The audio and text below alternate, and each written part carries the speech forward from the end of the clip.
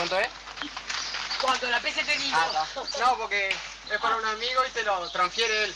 Bueno, dale, ya te digo. Este 289. 379.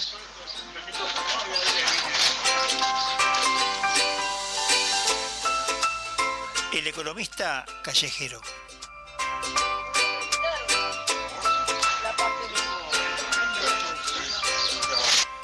Buenas tardes, audiencia. Estamos otra vez en un programa de el grupo Doxa, en este caso el economista callejero, pero también este mismo programa se va a emitir el día jueves con el programa Ventana Abierta, que es otra producción de nuestro conjunto de producción periodística.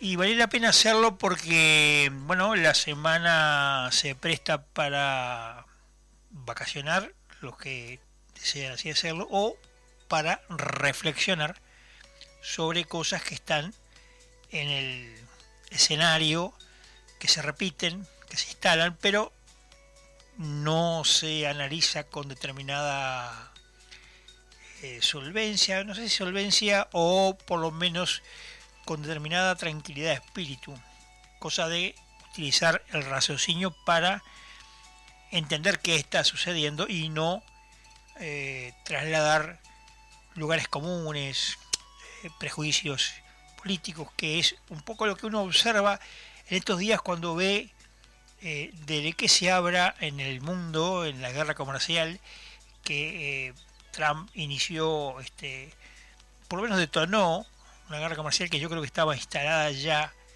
a todo nivel, pero el gesto político de Trump de instalar aranceles fue un poco la frutilla que la gotita que desbordó el vaso, y eso generó una serie de inconvenientes que han caído en dominó, y estamos en un estado del mundo bastante incierto, con mucha incertidumbre, y se habla demasiado de la guerra comercial entre Estados Unidos y China, y creo que de las guerras que están arriba de la mesa del escenario del mundo, la que más nos va a tocar de cerca es la guerra comercial con China. ¿Por qué? Bueno, porque si China en algún instante, como todo indica, va a tener inconvenientes para ingresar al mercado estadounidense con sus productos, seguramente va a buscar, como han hecho todos los grandes conglomerados e imperios,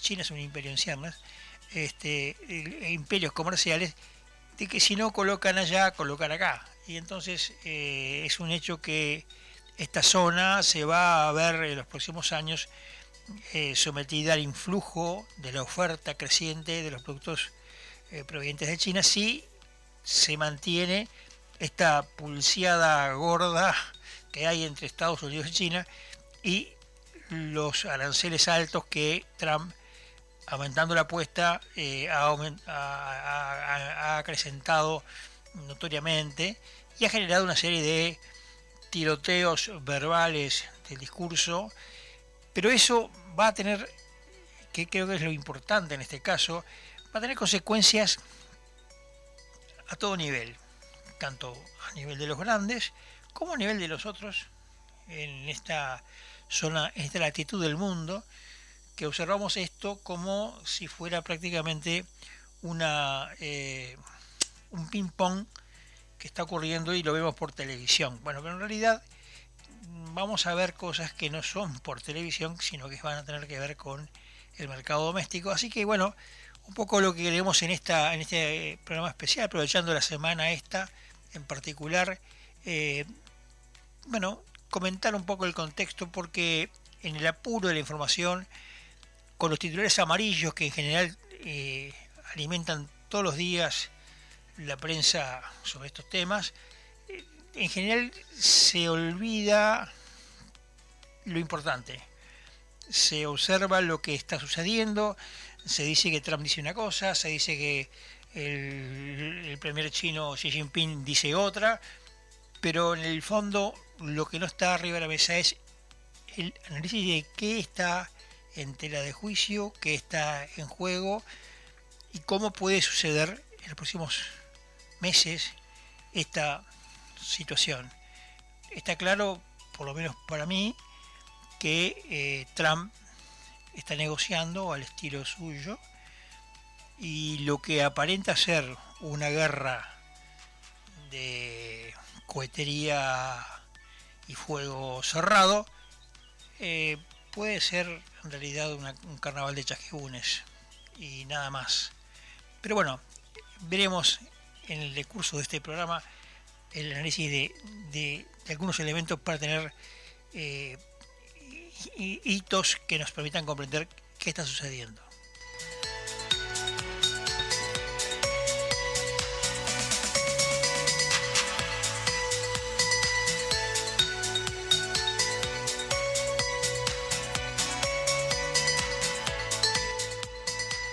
Yo quería traer aquí varios ejemplos porque en realidad esto es un puzzle muy grande que tiene distintas instancias.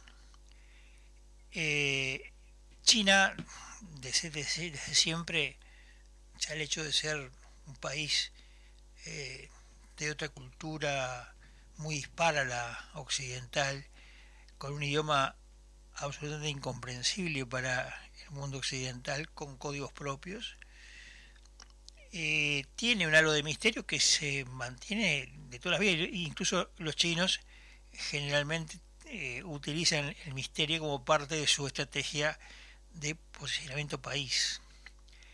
Por lo tanto, muchas veces hablamos de China y yo he leído en estos días cuestiones que son absolutamente absurdas, presentando este tema casi como un tema, como una polémica donde unos piden, otros ruegan, otros se enojan, otros quedan descalzados con lo que dijeron, otros quedan en posiciones desdorosas, y en realidad la gente toma postura casi como si fuera la novela venezolana de la tarde, ¿no? La telenovela de la tarde, pero en realidad lo que estamos viendo acá es un juego de negociación a un alto nivel.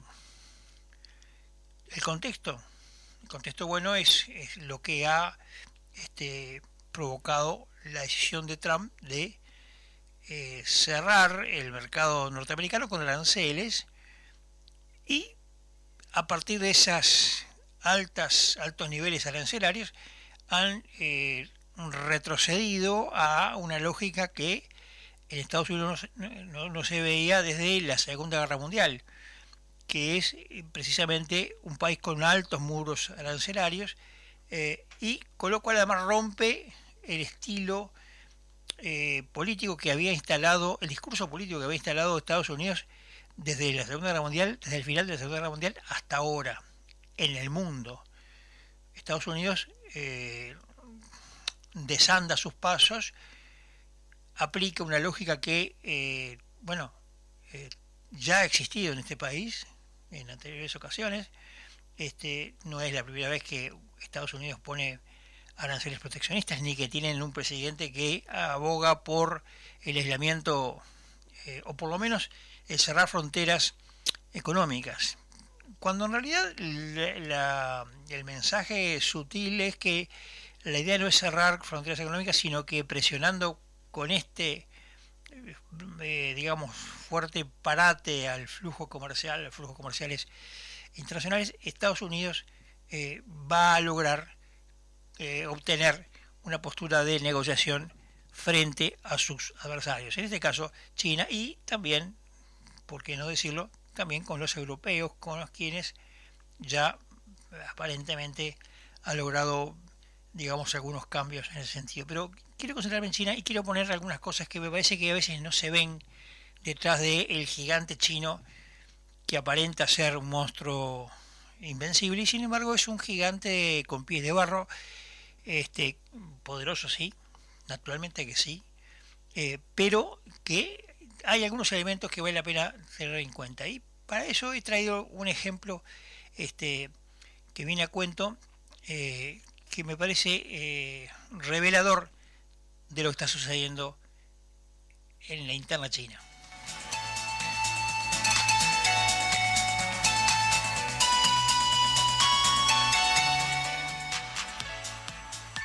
Creo que todos conocemos la grifa de Alibaba, esa empresa china que ha inundado el mundo de negocios, de comercio a través de las redes, iniciando una expansión de la producción china y la colocación de productos de ese origen, que ha inundado el occidente. En estos días se estaba hablando del efecto Temu, que es más o menos el símil en otra empresa de lo mismo que se vio con Alibaba. Pero voy al punto de Alibaba por lo siguiente. El CEO, el principal de Alibaba, hasta ahora fue el empresario chino Jack Ma. Jack Ma es en este momento un empresario que no es ya el referente principal de Alibaba, y la historia de él ejemplifica el caso de cientos y cientos de empresarios que han visto cambiar el escenario doméstico digamos, el ambiente de negocios en el cual se desenvolvía, precisamente digamos, cambiando ese clima con el cual permitía el desarrollo de estos empresarios. Y Jack Ma, quizás es el más significativo porque fue el que dio el puntapié inicial de un escenario que sí está ocurriendo en China, que no es nuevo, es un proceso que tiene ya 4 o 5 años, que se viene gestando, y tiene que ver con la nueva conducción política, la actual conducción política de China, liderada por Xi Jinping.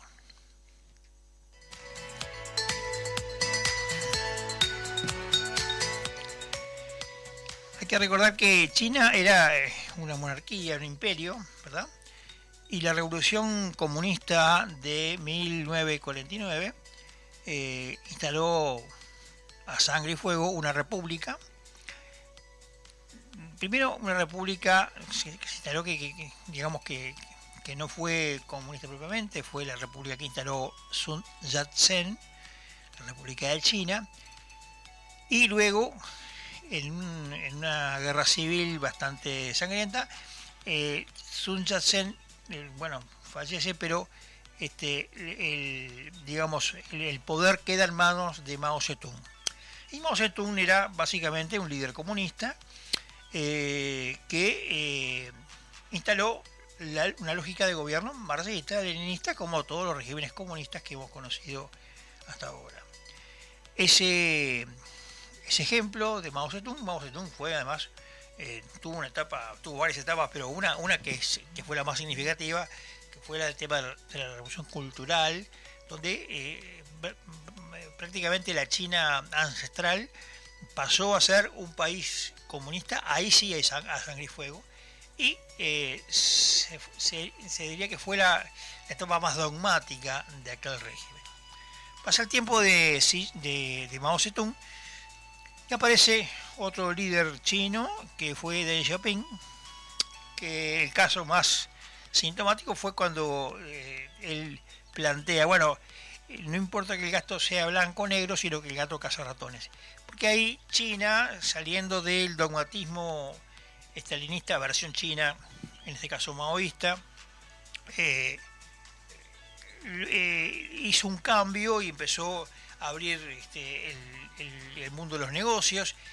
Y Deng Xiaoping fue el personaje que logró instalar la lógica de que los chinos, siendo aún comunistas, se podían evolucionar y tener un desarrollo empresarial importante. Eso generó el florecimiento de las empresas chinas, los empresarios chinos, y la aparición de una nueva diligencia empresarial que no se conocía en ese momento, porque donde hay comunismo todo es del Estado.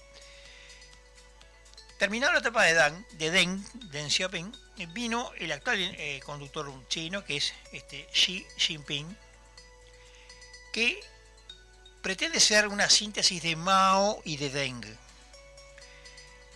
Entonces ha intentado generar un cambio de clima en la interna, digamos, del Partido Comunista, en donde se quitó la liberalidad que había hacia el empresariado y se avanzó en el control estatal de los empresarios. Y el personaje más afectado, yo diría que el paradigma de esa persecución, fue justamente lo que sucedió con Jack Ma.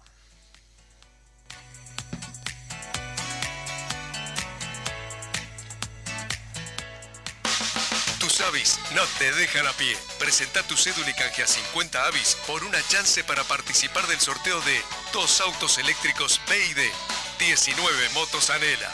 Además, podés ganarte 500 vales valor 1.000 pesos cada uno en el pago de tus facturas en nuestros locales. Vos podés ser el ganador. Te esperamos. Más información en habitat.com.uy.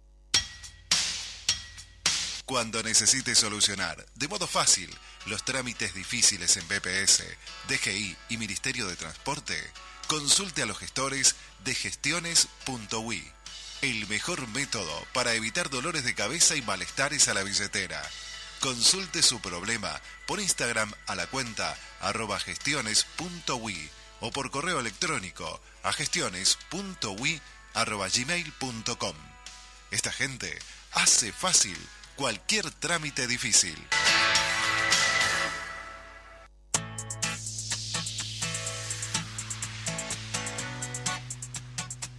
Y estábamos comentando la peripecia de Jack Ma, que en el año 99 era un modesto profesor de inglés que había intentado conseguir un montón de trabajos, unos 30 trabajos, y había fracasado. Incluso no había logrado ingresar siquiera como trabajador de KFC, el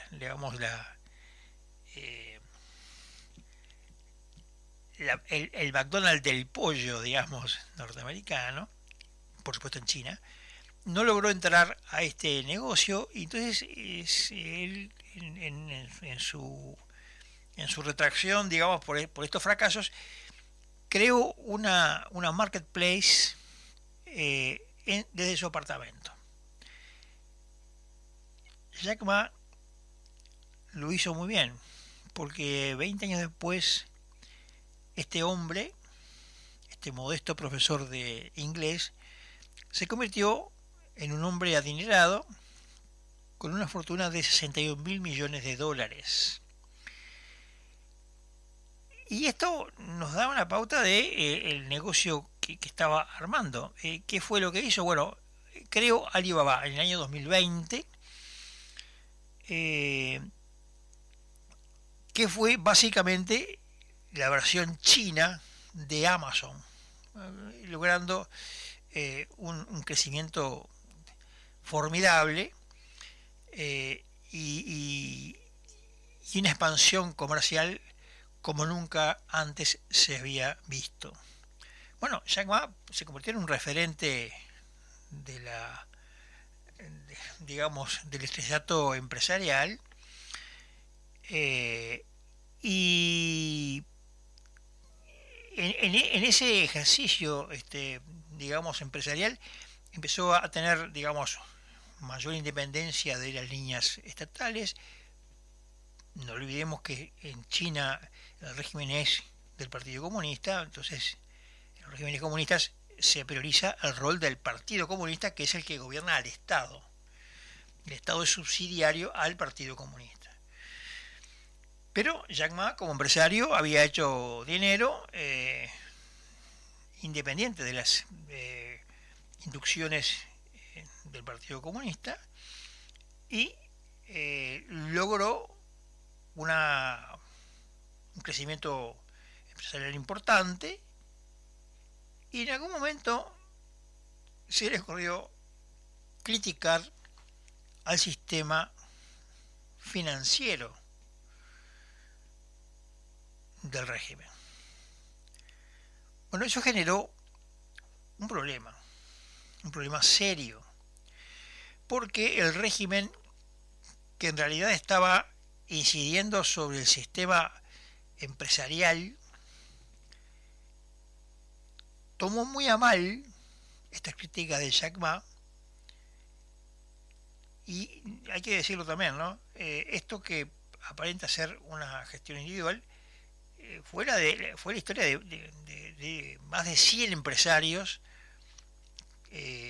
multimillonarios en dólares que estaban medrando, eran miembros del Partido Comunista, pero tenían una cabeza empresarial y eran los que lideraban este empuje de empresas chinas intentando conquistar comercialmente Occidente.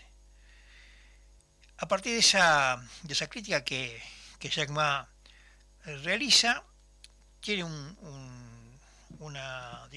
parate, y ahí Jack Ma desapareció de la escena por cerca de 6 meses. El punto fue que el gobierno, en este caso de Xi Jinping, no toleró las críticas, lo aisló y logró, digamos, cauterizar la herida que este empresario célebre había realizado, porque no era lo que decía él solamente, él era el líder de un movimiento de cientos de empresarios chinos que estaban emancipándose de las líneas empresariales, en sus líneas empresariales, de la conducción del Partido Comunista. Entonces, esto tuvo que ver con el cambio de la conducción política. Cuando aparece Xi Jinping, que es un hombre que viene del riñón del viejo Partido Comunista, él lo que hizo fue generar una movida de control sobre los empresarios que en el régimen, aún siendo el Partido Comunista, tenían cierta independencia porque manejaban miles de millones de dólares. Esto a su vez también trajo como consecuencia que digamos que la nación, digamos la nación de China, pero en el mundo empresarial, tuviera inconvenientes de funcionamiento, porque una cosa es que las empresas la manejen empresarios y otra cosa es que las empresas la manejen empresarios controlados por comisarios políticos, como sucede en los regímenes comunistas. Todos sabemos que China ha evolucionado desde Deng Xiaoping a un régimen de lo que llaman capitalismo de Estado.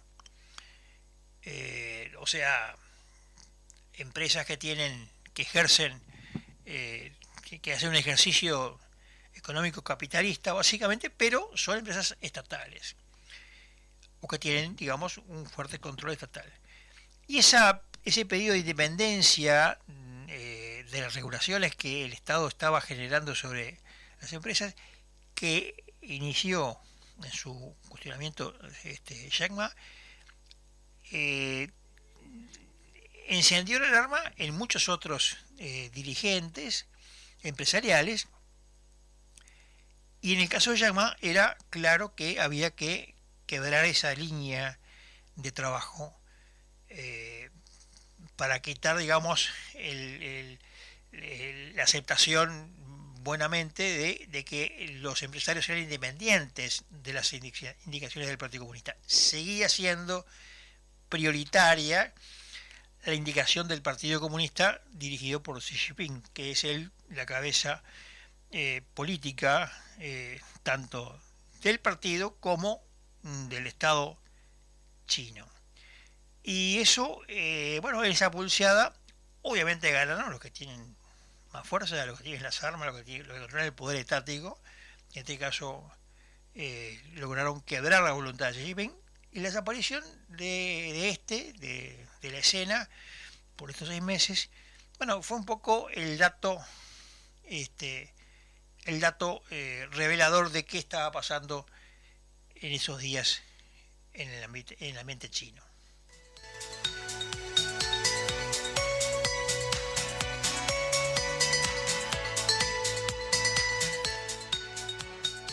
Ahí ocurrió que la fortuna de Jack Ma se desplomó, desapareció del ambiente, silencio total. Muchos se preguntaban si esto era que estaba detenido en alguna cárcel del régimen, si estaba vivo. Sí, estaba vivo finalmente, pero reapareció con una coyuntura de que él entregó las acciones mayoritarias de Alibaba, del grupo Alibaba, y se retiró a la vida civil, digamos, a la vida no empresarial. Está ahora como, digamos, como consultor, hombre de referencia. Le han dado varios títulos de doctor honoris causa en varias universidades donde él enseña temas empresariales, pero básicamente Jack Ma se ha retirado del universo empresarial, y esta es la historia de muchos y muchos dirigentes empresariales que estaban haciendo este camino de emancipación de ese control ideológico del mundo empresarial. Entonces, por lo tanto, China tuvo en ese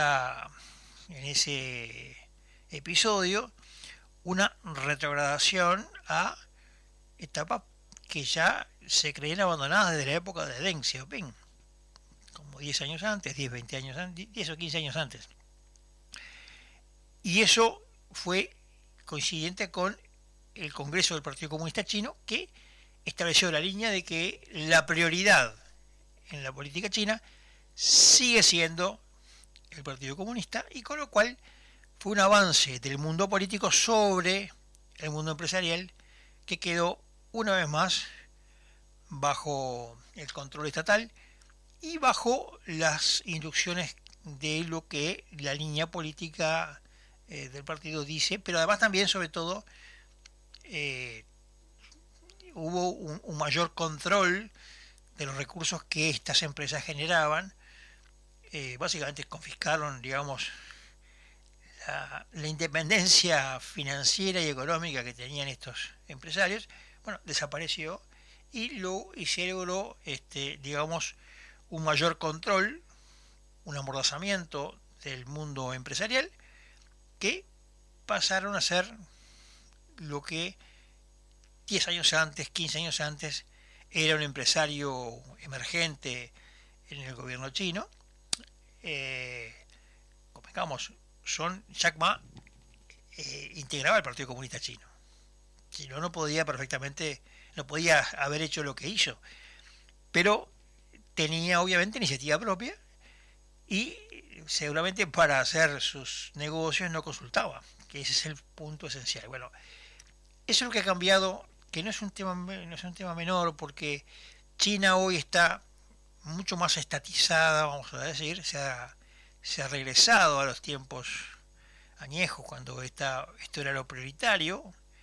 Las políticas estatistas, socialistas estatistas, se ha evolucionado, se ha retrogradado, digamos, la evolución del empresariado chino, y muchos se han retirado, otros han desaparecido del ambiente, pero el caso de Jack Ma me parece que es sintomático de lo que está ocurriendo en China, porque es, reiteramos, un gigante con pies de barro, que además en estos momentos donde se habla de la pulsión entre Occidente y Oriente, se lo presenta como un gigante enorme, un dragón invencible, que, convengamos, sigue siendo una nación absolutamente poderosa y muy, muy relevante, pero en buena medida estamos hablando de un gigante con pies de barro.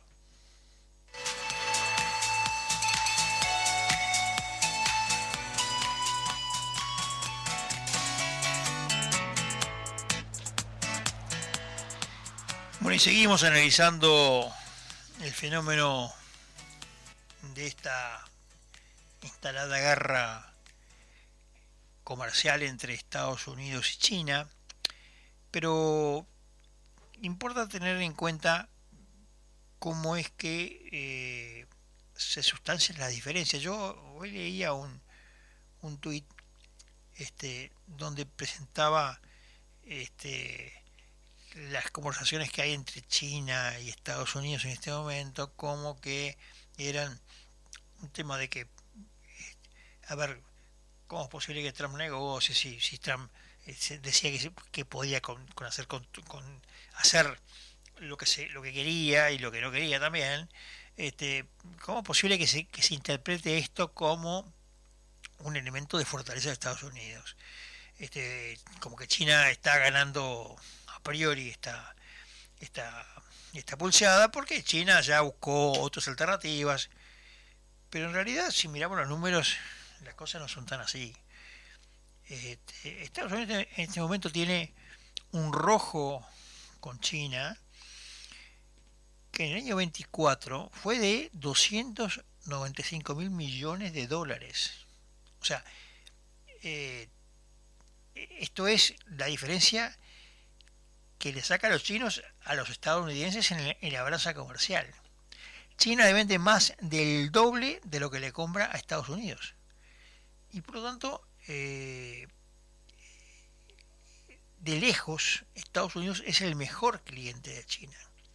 Por lejos. Por lo tanto, el hecho de que se vaya a negociar se vaya a renegociar y abrir a partir de estos fouls que se hacen en el discurso sobre todo de las declaraciones que ha hecho Trump y que después ha replicado China. Debajo de esta polémica, de estos ruidos, existe una búsqueda intensa de un nuevo equilibrio, que es lo que creo que está planteando Estados Unidos, que tiene, sin duda alguna, una necesidad perentoria, el actual gobierno, de crecer económicamente para poder pagar su deuda externa, un montón de cosas que tiene Estados Unidos como problemas a solucionar en forma urgente. Bueno, de alguna manera empiezan con buscar que el otro tenga un régimen en espejo en cuanto a lo que Estados Unidos ofrece. Un ejemplo de lo que decía Trump, decía, bueno, por ejemplo, no tenemos, por ejemplo, no colocamos ni un auto en Japón, y autos japoneses en Estados Unidos hay montones, así lo mismo con China. Entonces, yo creo que en eso es un reclamo que está basado no en el público, digamos, que está en Uruguay, o sea, que sea simpático o no Trump para los uruguayos, me parece que es algo que no está ni siquiera en tela de discusión para los estadounidenses. Trump obviamente está hablando para su mercado doméstico y está hablando para su público doméstico, para el público que fue el que lo llevó al poder con una premisa de levantar a Estados Unidos y ponerlo comercialmente e industrialmente de nuevo en pie. Entonces para eso se necesita que retornen otros empresas que se han ido y que otros recursos que se han fugado hacia países como en este caso China, o países que salen que son baratos en la producción como Vietnam y otros países de Oriente, de Extremo Oriente, y la idea justamente es lograr desandar el camino de lo que se llama la deslocalización, que tiene que ver con el hecho de sacar una fábrica de Estados Unidos porque es caro producir allí, por los costos sociales, por los costos de todo tipo, y llevarlo a territorios donde no hay tanta regulación, donde es más barato la producción final. Que eso es lo que ha ocurrido en los últimos 40 años. Y hoy Estados Unidos está sintiendo un poco el impacto de esas políticas reiteradamente deslocalizadoras y que desguazan, digamos, el complejo industrial estadounidense. Bueno, la idea que Trump parece que estar alentando tiene que ver justamente con esa reinstalación de las industrias estadounidenses en territorio estadounidense. Ahora, ¿eso qué repercusión va a tener acá? Bueno, creo que es importante ver este escenario para entender en cuánto nos puede afectar.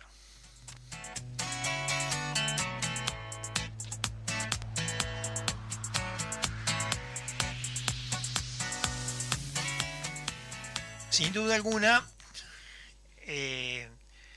si los mercados preferenciales de China se complican, China ha intentado buscar una alternativa, seguramente va a buscar colocar allí lo que no puede colocar en Estados Unidos. Por eso esta zona del mundo se va a convertir seguramente en un mercado alternativo de relevancia. Por lo tanto, aquí hay una reflexión que es muy directa en cuanto a justamente la oferta. Lo que, mira, en estos días se está hablando en el actual gobierno el efecto Temu, que está hablando de la plataforma Temu, que es justamente de comercio virtual, al estilo Alibaba, justamente. Es distinta, digamos, no es exactamente igual, pero tiene que ver sí con digamos la venta a través de las redes sociales, la venta a través de internet, que eso es un poco la revolución que ha modificado las cosas. Incluso estos días se está hablando acá, por ejemplo, de aumentar la cantidad máxima permitida de importación a través de este tipo de plataformas. Pero fíjense que esto es ahora, cuando todavía no se ha sustanciado aquella otra polémica. Sin duda alguna es, digamos, la instancia más cercana, más parecida a lo que seguramente cuando esta guerra tenga algún trancazo, seguramente va a evolucionar hacia este tipo de soluciones, de buscar mercados alternativos, y seremos objeto de la invasión de productos de origen chino para muchas áreas del comercio minorista. Ya estamos siendo testigos en los últimos ya 2 años de la aparición de pequeños comerciantes que traen importaciones directas, relojes, bienes mecánicos, temas de barraca. Ya no hay área que no se pueda comprar en China, ropa, bueno, pero ya está sucediendo. Ustedes imagínense cuál va a ser la conducta que China va a intentar aplicar si se le cierra por mucho tiempo el mercado estadounidense, y tienen que buscar seguir financiando los stocks que han producido y que los tienen que colocar en algún lado. Lo cierto es que todo indica que estos tironeos por ahora no son no tienen respuesta definitiva, sino que estamos viendo una búsqueda de un nuevo equilibrio en estas relaciones comerciales, y probablemente haya arreglos parciales, sin duda alguna. Yo sé, con Europa, por ejemplo, que ya aparenta estar buscando una salida mucho más estructural, pero sin duda alguna ya todos los países, incluido Uruguay, por ejemplo, tienen una tasa de un 10% de arancelarias para ingresar a Estados Unidos. Creo que es un nuevo escenario que hay que considerar, digamos, para entender qué es lo que está ocurriendo.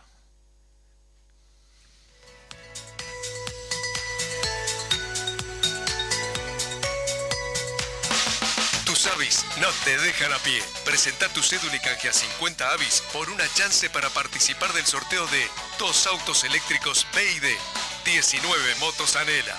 Además, podés ganarte 500 vales valor 1.000 pesos cada uno en el pago de tus facturas en nuestros locales. Vos podés ser el ganador. Te esperamos. Más información en habitat.com.uy. Cuando necesites solucionar de modo fácil los trámites difíciles en BPS, DGI y Ministerio de Transporte, consulte a los gestores de gestiones.ui. El mejor método para evitar dolores de cabeza y malestares a la billetera. Consulte su problema por Instagram a la cuenta @gestiones.ui o por correo electrónico a gestiones.ui@gmail.com. Esta gente hace fácil cualquier trámite difícil.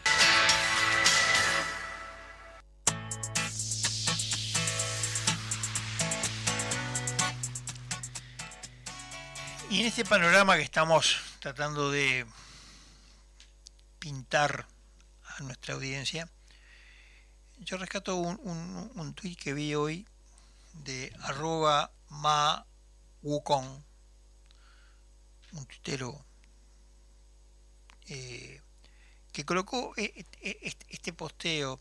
Dice: los chinos están publicando cuánto valen de fábrica los productos de lujo que se venden por decenas de miles de millones de dólares en Estados Unidos. Y pone un ejemplo. Este ejemplo de $1.395 de la producción de productos de lujo de marcas muy sofisticadas, en Estados Unidos se venden por $38.000. Se acabó lo que se daba. Yo creo que este ejemplo no pude verificar más allá de este tweet, de este posteo de X, la veracidad de este producto. Está mostrando una cartera el que hace el posteo, pero justamente revela que hay un negocio que es cuantiosísimo y es lo que está en tela de juicio con estas presiones en un sentido y otro. A esto hay que agregarle que China tiene a su vez también en la interna un problema grave que viene suscitándose desde el año, sobre todo desde la época de la pandemia, del año 2022, por allí más o menos. En este país, digamos, los promotores inmobiliarios, o sea, los que hacen inmuebles, los que alquilan, los que venden inmuebles, son grandes consorcios que desarrollan además la producción de miles de millones, literalmente, miles de millones de viviendas nuevas a colocar en el público que desea, acceder a la vivienda. Esto ha generado en China una situación muy peculiar. Hay millones de viviendas que no tienen colocación, que se han realizado viviendas nuevas y no tienen colocación. Y esto ha generado, entre otras cosas, primero hubo una asociación de quiebras de promotores de empresas de promoción inmobiliaria que cayeron precisamente porque se produjeron más viviendas, la vivienda se abarató, y además también muchas de ellas fueron vendidas en el pozo, como se dice regularmente, que uno invierte comprando la vivienda que todavía no se hizo, y después muchas veces no se entregó la vivienda en tiempo y forma, y esto generó un movimiento de ahorristas que no pudieron acceder a la vivienda, pero a su vez también, como esto se demoraba, dejaron de pagar. Entonces, ¿qué pasa? A la sobreproducción de vivienda, vinculada a la lógica empresarial que hay en un gobierno comunista que ha instalado el capitalismo de Estado. Diseñan, hagamos 100.000 viviendas, hagamos 1 millón de viviendas, independientemente de lo que diga el mercado. para que allí venga la gente. Esto genera que a veces no viene el millón de personas para que ocupen el millón de viviendas. Hoy en China se estima que prácticamente se duplica la población de viviendas vacías, nuevas y vacías, respecto de la que, digamos, de la plaza inmobiliaria que ya existe instalada. Y a su vez se agrega este problema de ahorristas que no pagan porque no empiezan, no, digamos, se les incumple el recibir la vivienda que están comprando.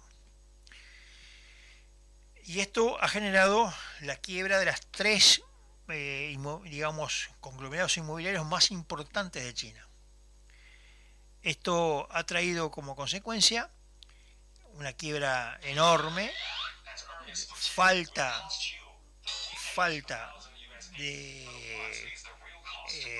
digamos, apoyo, falta de apoyo en el circuito financiero, y eso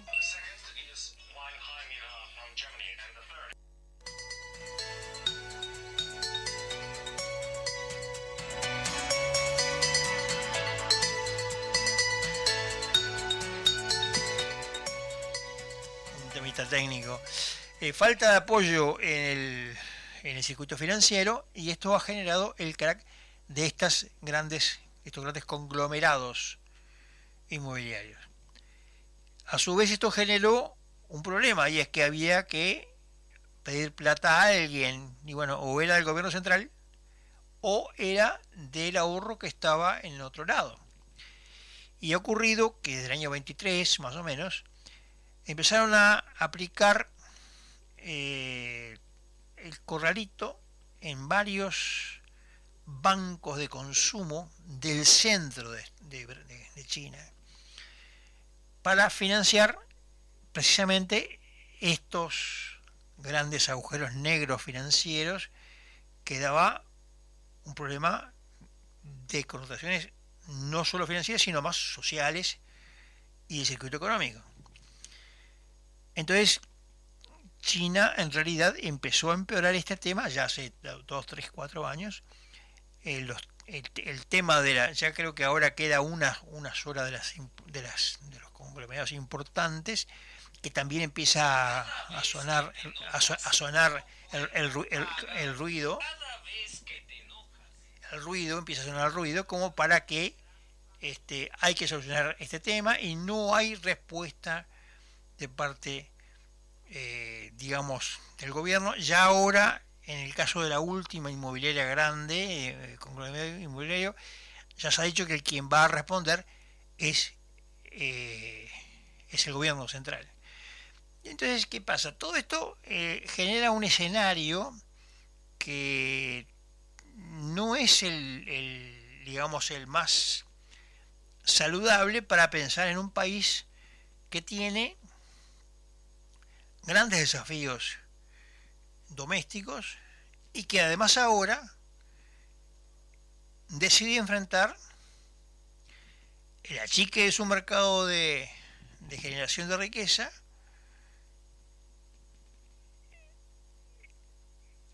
la cerrada del grifo comercial más relevante que tiene China, se suma a este escenario crítico. Y en este punto es que hay que ver la China que enfrenta hoy a Estados Unidos y enfrenta los aranceles de 145%, cuando hace una semana eran 0. Y ese es un poco el problema que va a tener China en los próximos años. ¿Cómo va a terminar esta guerra? Yo creo que esta guerra termina en negociación, porque una guerra comercial no gana nadie. Lo han dicho los chinos, lo saben los estadounidenses, pero también hay un forcejeo orientado a entender que las reglas del mundo están cambiando. ¿Quién va a ganar o quién va a perder? Me parece que mucha gente hoy también en un ejercicio de revisando las redes, hoy leí a alguien que decía, sí, bueno, Trump está de rodillas ahora con China, ahora le pide que negocien. Error de concepto. Digo, estas cosas no hay que mirarlas como quien mira la discusión en el conventillo de la esquina, donde dos doñas están discutiendo, están a los gritos y hay que tomar partido por uno por otro. No, esto no es una discusión de conventillo. Esto es una discusión que está hablando sectores que están consolidados hace años y que ahora van a enfrentar un rápido cambio en las reglas de juego. Eso va a traer otras consecuencias, por supuesto. Pero lo que ya se avisoraba en el año al principio de 2000, en el principio de 2000, que se avisoraba a China como el adversario más relevante para Estados Unidos, ahora se vuelve a ese cauce, 25 años después. Ocurrió una cosa muy peculiar, y es que yo recuerdo que cerca del 2000 empezó un fenómeno de pulseada militar con China, Estados Unidos con China. Hubo un incidente con un submarino, y eso sucedía cuando ya Rusia había dejado de ser el enemigo ancestral de Estados Unidos. Pero ocurrió que un año después vino el episodio de las Torres Gemelas y por lo tanto vamos a decir, el ensamble bélico de Estados Unidos se dirigió a el universo de Medio Oriente, ¿no? Toda la guerra que hicieron las administraciones de Bush, precisamente eso un poco como que cambió el horizonte bélico de Estados Unidos, y pasó lo que, bueno, ya todos conocemos. Pero ahora creo que se vuelve a lo que en el 2000 estaba pergeñándose ya como algo inevitable: una guerra comercial que tiene instancias militares, sí, probablemente amenazas, pero no creo que pase de ese, digamos, del gruñido bélico. ¿Por qué? Porque nadie gana en una guerra. Una guerra es inflacionaria desde el punto de vista económico. Una guerra destruye la economía de los países que se involucran en ella. Alguien les preguntaba, bueno, mientras Estados Unidos se involucró en no sé cuántas guerras, ¿cuántas en los últimos 40 años, en cuántos conflictos intervino China? Y eso quizás explica el crecimiento sin bloqueo que ha tenido la economía de China. Ahora estamos en otro tiempo. Creo que son elementos que van a condicionar la realidad global, y el nuevo orden mundial del cual se habla mucho y siempre se reitera, ahora va a tener otras reglas de juego. Sería importante reflexionar que en este primer cuarto del siglo XXI, el mundo que conocimos en el siglo XX va a modificarse y las reglas de juego se están planteando ahora. Creo que eso es lo más relevante de comprender en este escenario y con estas noticias sobre la mesa. Amigos, se nos fue la hora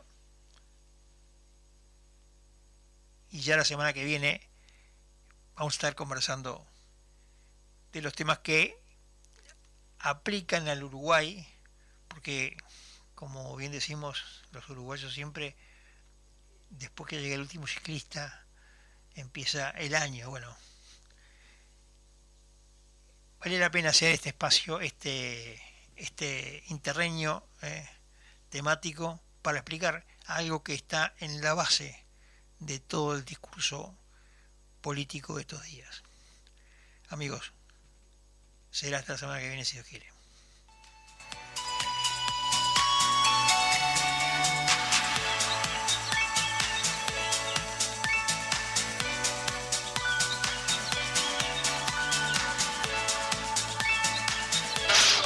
¿Cuánto es? Cuando la PC te digo. No, porque es para un amigo y te lo transfiere él. Ah, bueno, dale, ya te digo. 289. 379.